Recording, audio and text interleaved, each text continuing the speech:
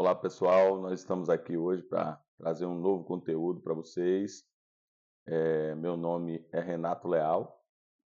Nós estamos aqui há um certo tempo já nessa área da saúde, prestando um serviço essencial para os municípios, que é o treinamento, a consultoria, e isso vem trazendo muitos benefícios para os municípios aqui da nossa região. E eu tenho certeza que esse conteúdo de hoje vai ser um conteúdo de muita utilidade para vocês aí que atendem na atenção primária, principalmente os profissionais de nível superior. Então, fica ligado no nosso vídeo aí, porque certamente você vai aprender um monte aqui conosco nesse dia de hoje, tá bom? Então vamos lá. Hoje nós vamos falar com essa galera aí que trabalha com o prontuário eletrônico no SUS APS, né? Então, hoje nós vamos explicar um pouco sobre o método SOAP de atendimento. Então, vamos lá.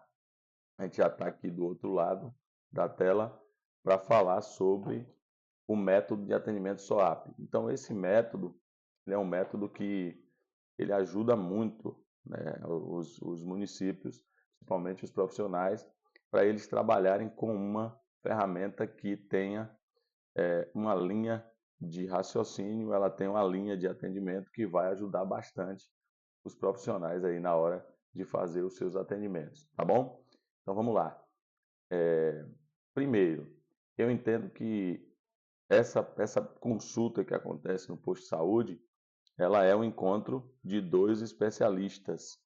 Então, os personagens do atendimento são, de um lado, o profissional de nível superior, né, que está do lado esquerdo, e do outro lado nós temos a pessoa, que é a outra especialista. Então, eu entendo que essa consulta é o encontro de dois especialistas. Então, quando nós damos continuidade aqui, nós vamos começar a compreender a complexidade do atendimento na atenção primária. Então, do lado esquerdo está o paciente, com muitas ideias, né, na sua mente, e ali ele chega pedindo ajuda ao profissional que está atendendo ele naquele momento. E é esse profissional que vai fazer esse acolhimento, que vai atender essa pessoa da melhor forma possível para que ele consiga ajudar o paciente, certo? Aí existem na atenção primária alguns atributos que são essenciais para que o atendimento ele ocorra da melhor forma possível. Para a gente fazer uma introdução, para chegar no SOAP, a gente precisa entender quais são esses atributos. Então, o primeiro atributo é a acessibilidade. Então, a atenção primária ela deve ser acessível realmente a todos, independentemente de sua localização geográfica. Então, ele pode morar em qualquer lugar, ele precisa ser atendido. Não necessariamente precisa ser feita uma distinção entre a condição socioeconômica ou o status de saúde da pessoa. Isso significa garantir que os serviços de saúde primário eles estejam disponíveis em comunidades urbanas, rurais e remotas e sejam culturalmente sensíveis e linguisticamente apropriados para atender às diversas necessidades da população. Então, acessibilidade é muito importante, gente, porque muitas pessoas ficam de fora dos atendimentos pela questão de que algumas equipes elas entendem que aquele paciente ele tem um poder aquisitivo um pouco maior, ele não tem direito a ser atendido pelo SUS, porque ele mora na zona rural, ele tem que ser atendido lá pela equipe da zona rural, e não é isso que deve acontecer nas unidades de saúde. Então a gente tem que ficar ligado nessa questão da acessibilidade. Aí nós temos agora a integralidade, que é outro atributo. Então a APS ela deve oferecer uma abordagem integral à saúde, abrangendo promoção, prevenção, tratamento e reabilitação. Isso inclui também o acompanhamento contínuo da saúde do paciente ao longo do ciclo da vida, a gestão de doenças crônicas e agudas, além da promoção de estilo de vida saudáveis e prevenção de doenças. Então, a integralidade é você entender o paciente realmente como um todo, né? Para que você consiga fazer esse acompanhamento contínuo, né? Ao longo da vida da pessoa, né? A gestão de doenças crônicas e agudas é importantíssima. E também a gente precisa promover um melhor estilo de vida para as pessoas, né? Para quê? Para que a gente consiga trazer para ele uma vida saudável e automaticamente prevenir as doenças. Então, é importantíssimo a integralidade. Agora vamos falar um pouco sobre a coordenação do cuidado. A coordenação do cuidado é um princípio essencial da atenção primária à saúde, porque ela garante essa continuidade, né? Integrando esses serviços, e assim a gente vai conseguir atender às necessidades dos usuários. Esse princípio ele é responsável por articular diferentes níveis de atenção.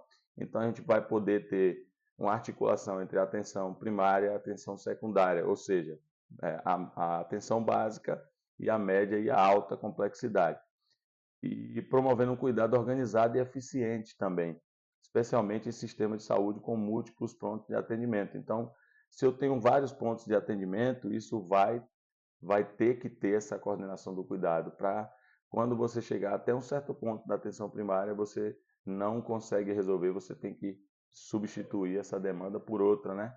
E aqui a gente traz uma definição. É o processo de organizar e integrar as ações de saúde realizadas por diferentes profissionais de serviços, assegurando que o paciente receba o atendimento adequado no momento certo e no local correto, sem fragmentação. Então, essa rede de atenção à saúde ela tem que estar muito bem alinhada, né? Para que não ocorra essa fragmentação que é prejudicial para o paciente, certo? Um exemplo prático aqui para a gente. Imagine se o paciente com diabetes ele é acompanhado regularmente numa UBS, né? Durante o acompanhamento, a equipe identifica uma complicação ocular e o encaminha ao oftalmologista do nível secundário. Após o atendimento especializado, o paciente retorna à atenção primária, onde a equipe continua o monitoramento do diabetes e ajusta o plano terapêutico com base nas orientações do especialista. Então, veja que a coordenação do cuidado ela é importantíssima nos municípios, onde a atenção primária à saúde ela preconiza o cuidado do paciente, certo? E aqui nós temos, por último, a longitudinalidade. É um dos princípios fundamentais e ela se refere ao acompanhamento contínuo e integrado do indivíduo ou da família por um mesmo serviço ou equipe de saúde ao longo do tempo. Então, essa relação vai além de consultas pontuais. Ela vai sendo construída por meio de um vínculo entre os profissionais de saúde e os usuários. Então, a longitudinalidade ela traz principalmente esse vínculo entre o profissional de saúde e o usuário. E aí vem a confiabilidade, né? Através desse vínculo, o paciente ele confia mais no profissional e com isso vai ser muito melhor para o paciente e muito melhor para o profissional que está atendendo ali naquele momento. Então, nesse momento agora, nós vamos começar a trabalhar com a questão do SWAP verdadeiramente. Então, a gente sai um pouco aqui da questão da hipótese diagnóstica e a gente vai trabalhar muito com problema ou condição. Na atenção primária à saúde, a gente trabalha muito com problema ou condição e utilizando o PEC ainda mais, né? Então, aqui uma definição sobre a hipótese diagnóstica e sobre o problema ou condição. Então, a hipótese é uma suposição preliminar sobre a causa dos sintomas do paciente, enquanto o problema ou condição representa uma questão de saúde específica que requer atenção e intervenção por parte do profissional de saúde. Então, a hipótese diagnóstica é a parte do processo de diagnóstico, enquanto o problema e condição é uma parte essencial do plano de cuidado do paciente.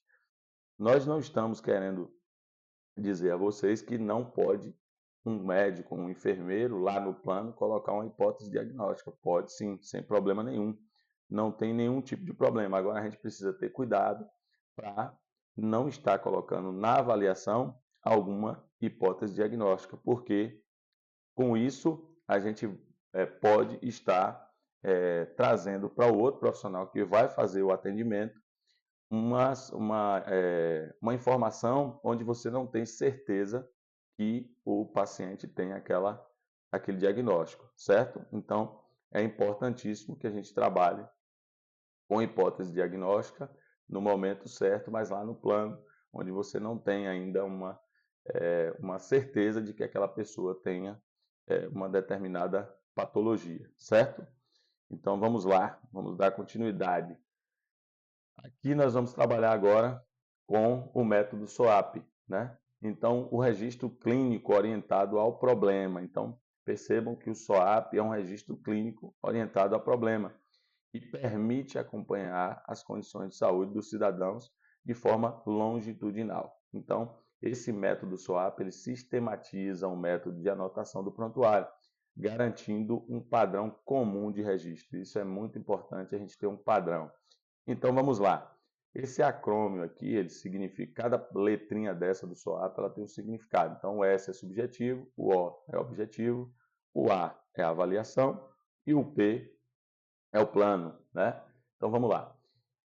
Subjetivo é a história relatada, ou seja, é a fala espontânea do paciente. Então, é nesse momento aqui que o paciente ele vai ter a oportunidade de estar falando para o profissional que ali está atendendo sobre tudo sobre a doença, sobre as suas experiências com a doença, seus sentimentos, ideias, funções e expectativas. E aqui eu coloquei também a palavra referida, porque pode ser que você pegue um paciente que não fala muito, e aí você vai ter que fazer algumas perguntas para que ele te dê algumas respostas. Então, é por isso que eu coloquei referida também. E sempre que possível, descrever com as palavras da pessoa. E aqui eu também coloco a capacidade de comunicação. Então, a gente precisa entender que o profissional ele tem que ter essa capacidade de se comunicar com o paciente, certo? E aqui nós temos o exemplo lá, a tela que aparece do subjetivo.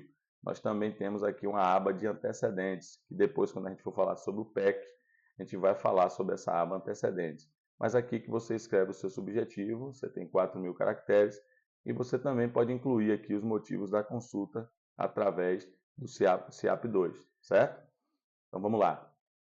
O objetivo é o exame da pessoa, aqui que a gente tem a impressão do profissional sobre o estado geral do paciente, sinais vitais, exame físico, resultados de laboratório, teste diagnóstico complementares, conhecimentos e habilidades clínicas para interpretar. Então, é a parte física, são muitas coisas mensuráveis que a gente vai estar trabalhando aqui, então é muito mais tranquilo a gente trabalhar com o objetivo. Mas todos os dois, eles são importantíssimos, gente.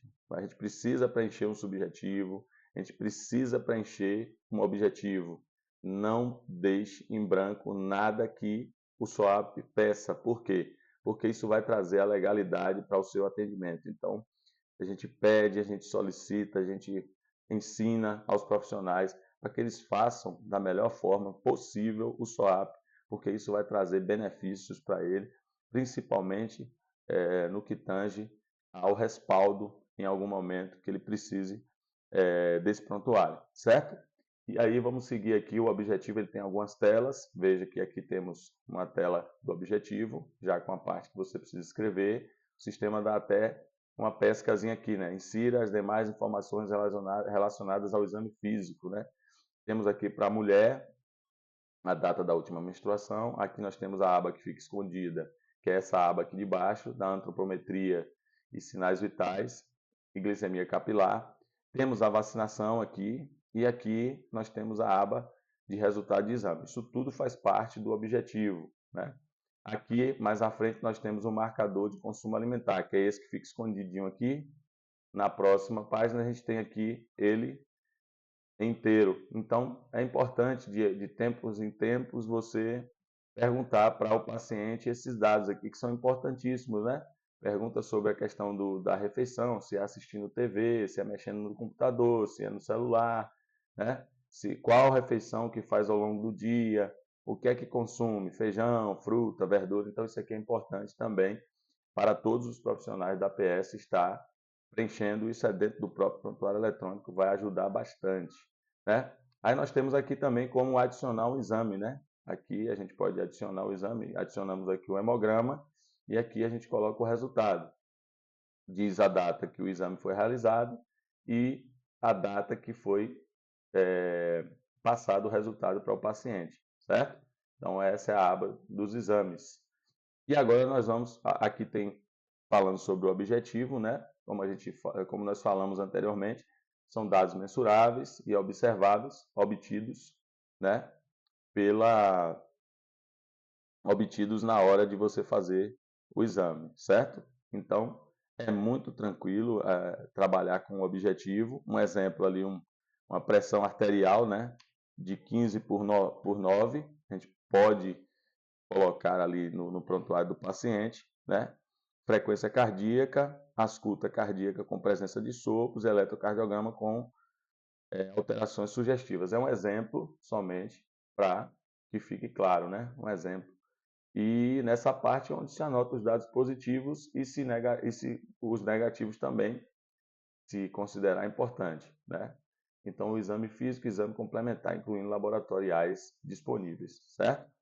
Então, vamos lá. Avaliação. Essa parte aqui é a parte que começa a, a síntese dos dados anteriores, né? Aqui é onde eu elaboro a minha lista de problemas.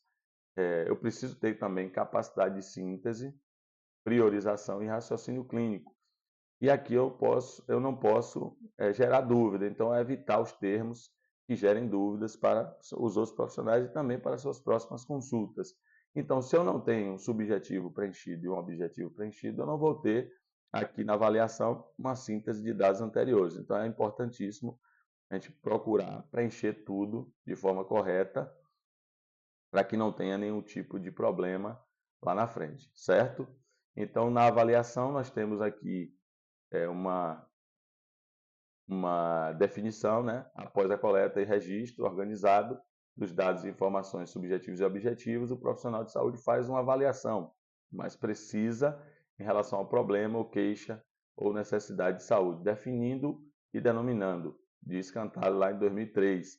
E nessa cabe utilizar um sistema de classificação. Então, o médico pode usar o CIAP ou o CID e o enfermeiro pode utilizar o CIAP, né? Então, ele pode utilizar os dois, o médico. Avaliação. Aqui está a tela da avaliação, onde a gente coloca as impressões adicionais sobre os problemas ou condições detectados, tá vendo? Aqui a gente pesquisa os problemas ativos, né, no sistema, e aqui a gente insere o CIAP. No caso, eu estou na senha do enfermeiro, vai aparecer aqui CIAP, né? E quando você parte para a próxima página, ele vai ter a parte de alergias também, onde a gente pode preencher alguma coisa sobre o agente causador, principalmente, qual a substância específica, a gente pode também estar preenchendo isso aí. O plano é a conduta, e aqui eu coloco alguns planos, né, que é o plano diagnóstico, plano terapêutico, plano de segmento, plano de educação e saúde, plano de estudo do profissional e aqui, mais uma vez, capacidade de síntese, priorização e raciocínio clínico. Então, a conduta do profissional, ela vai estar aqui, o que é que foi feito, qual a orientação foi dada, né? O plano diagnóstico, a gente pode criar um plano diagnóstico, pode ser um plano terapêutico, plano de segmento, um plano de educação e saúde, aí você vai ensinar o paciente o que é que tem relacionado àquela patologia, relacionado à doença, né? O plano de estudo do profissional também, a gente pode estar trabalhando isso aí. Então, aqui entra muito essa capacidade de síntese, priorização e raciocínio clínico, porque a gente precisa priorizar algumas coisas na hora do nosso atendimento, certo? Aqui está um exemplo do plano, né? Ele tem aqui a parte onde você pode colocar esse cidadão em observação, depois a gente vai estar fazendo uma videoaula sobre isso, mas aqui eu descrevo tudo do meu atendimento. Aqui, se tiver alguma intervenção ou procedimento clínico, a gente vai colocar também. É aqui no plano onde a gente faz prescrição de medicamentos, onde a gente faz solicitação de exame, a gente faz atestado.